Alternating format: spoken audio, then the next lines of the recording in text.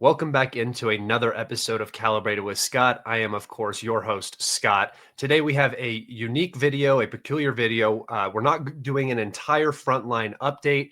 We're not going over the entirety of the map. We are focusing on a key event that is currently unfolding in the Russo-Ukrainian war, and that is the battle for Pokrovsk and Myrnohrad.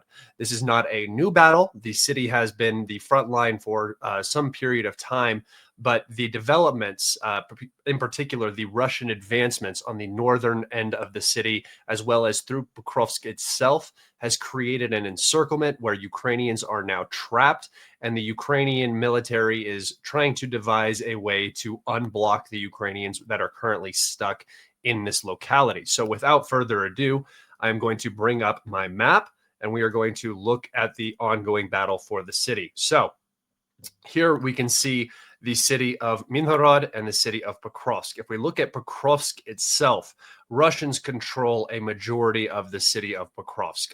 Probably about 85 to 90% of the city is now either in the gray zone or under Russian control. And this has created a very, very difficult situation for the Ukrainian garrison, which is maintaining positions in the city of Myrnohrad. Myrnohrad is they're sort of this similar sized cities that just kind of grew into each other. So we just call it Pokrovsk. It's just Pokrovsk. This is the Pokrovsk amalgamation. And what we are seeing now is the bottleneck, the entry point for Ukrainian forces, logistics, ammunition, the area in which they can take wounded Ukrainians out of the city and rotate in healthy, fresh Ukrainians to fight is now at a distance of 1.3 miles. So somewhere right around 2 kilometers is the gap here. And this gap, if we zoom in and look at it, is just basically open fields. There's nothing substantial in this area. There are probably fortified trenches throughout this place, but very exposed. And if you look at the map, we have Russians in this area of the city that can look across these fields. We also have Russians to the north of the city in Rodonske and south of Rodinske, that can look into these fields. So the Ukrainians are, without closing this little gap, as encircled as they can possibly be. There is no means of rotation. There is no means of logistics in and out of the city. So if we come over to here to my map, I will click open the Ukrainian category here, and you will see that I have colored in this blue area as a Ukrainian encirclement. Now, this does not mean that they are physically trapped within the city.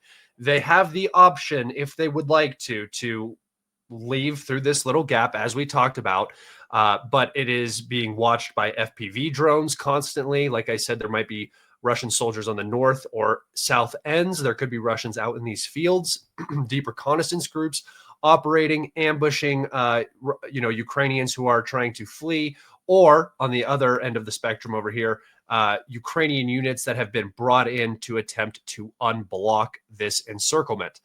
The Ukrainian government is very steadfast in their position that there is no Ukrainian encirclement in Pokrovsk and Myrnohrad. But this is not something new. The Ukrainians have never admitted to when their soldiers have been encircled, which, for my audience's sake, let me remind you, throughout the course of the war, we saw Ukrainians get encircled entirely in Mariupol. We saw 2,500 Ukrainians surrender from that encirclement. If we come up here, we saw a similar thing in Severodonetsk, Lysychansk, where the Ukrainians were stuck, and the Russians basically had a shooting gallery as they left Severodonetsk. We are seeing the same thing now in the Liman direction, where Liman is now becoming encircled. We have seen the same thing in Kupiansk, where there was a actual encirclement in this side of the city. And now, as this has developed further, there is a much larger encirclement that is beginning to take shape on the eastern bank of the Oskal River up here. Lest we forget Vuhledar, where the Ukrainians were encircled. Lest we forget Kharkove, where the Ukrainians were once again encircled. Velika Novosilka, where the Ukrainians were again encircled. So this is nothing new. The Ukrainian military has a PR campaign that it's running, a propaganda operation to maintain the illusion of victory, the illusion of success. And that usually means holding cities way past their expiration date for a orderly withdrawal, a timely retreat, which is usually kind of put down in the overall image of war. You know, retreating is a bad thing, but really retreating in a timely fashion is something that is so important to military affairs just in general, because if you can retreat in a timely and orderly fashion, not only do you save the manpower that could have been trapped, but also you give yourself time to set up a new line of defense, prepare things behind, and then the manpower that is withdrawn is able to line that new defensive, fortification line, whatever it is. That is not what we are seeing from the Ukrainians. It is never what we have seen from the Ukrainians. And so when we're talking about the deblocking of this encirclement now, we have reports that General Syrsky has moved into the operational command in this region close to Pokrovsk to personally help with the deblocking operations in commanding it. I do not know if this is true. This is just a rumor right now.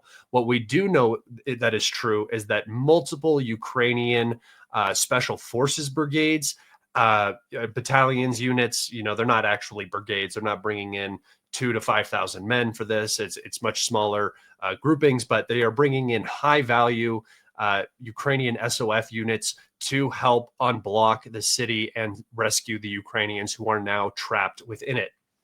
So there's this dichotomy playing out where the Ukrainian information space is just basically completely refusing to acknowledge the existence of the encirclement. Ukrainian maps are showing Radonske as completely under Ukrainian control, whereas Deep State, which is a very pro-Ukrainian map actually controlled by the Ukrainian government, shows that Russians are operating in this area, even though they do not give Radonske to the Russians, which just doesn't make any sense from a tactical aspect. So what we're looking at is another catastrophe for the AFU. This is something that has played out multiple times in the past, but fortunately enough for the Ukrainians, they had the manpower to support these sort of encirclements, delay the Russian success in these salients, and then usually have some sort of withdrawal.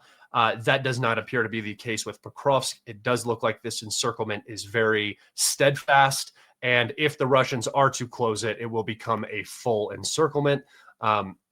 Vladimir Putin has openly come out and offered a 4 to 6 hour ceasefire around Pokrovsk so that foreign journalists may come in and document what is happening in the city. I believe that this is a move by the Kremlin to gain a PR advantage over the Ukrainians, who currently basically dominate the information space. And so if they say that the Ukrainians are not trapped in the city, most people will tend to believe them.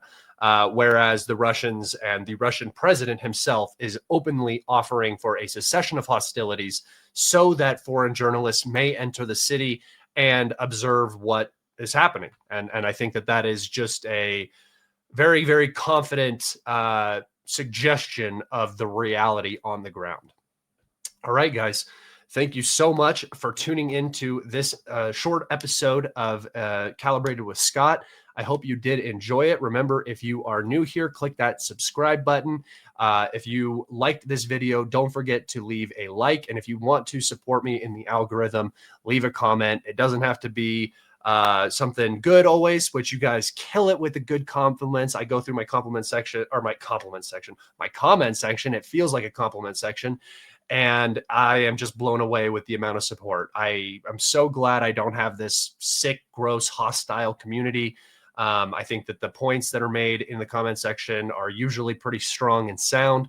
And I just really appreciate you guys being a higher class of audience than some other pages have. So thank you so much. Please take care and be safe, and tune into my live, which should be happening either Friday or Saturday. I think I'm going to wait just a little bit longer before I get into a live stream, but I'm going to do a very, very long live stream one of those 2 days. So be sure to tune into that. Thank you guys so much. Be safe and have a good one. All right. Goodbye.